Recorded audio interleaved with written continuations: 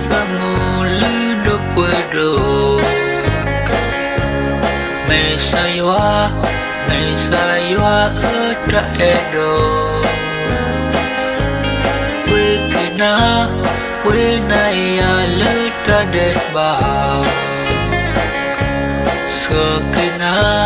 Sena ya su mu kota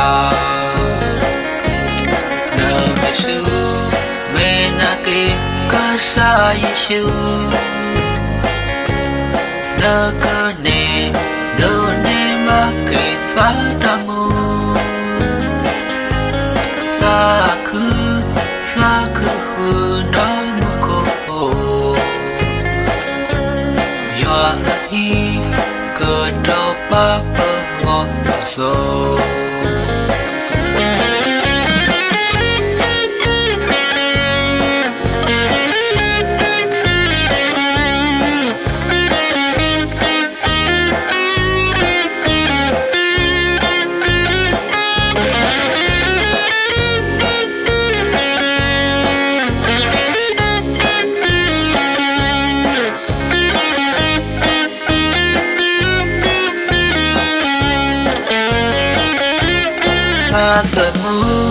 Fafamulu do puedo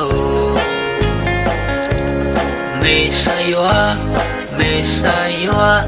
tra edo we na ya tra de ba sena ya su ta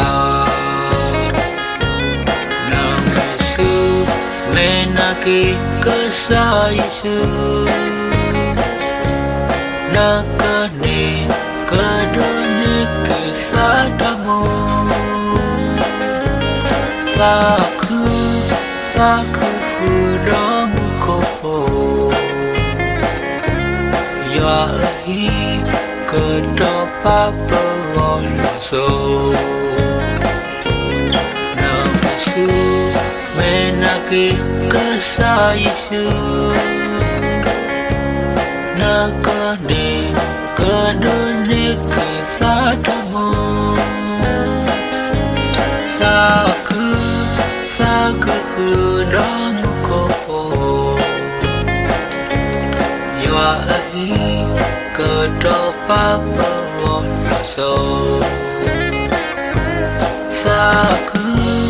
faku domu kopo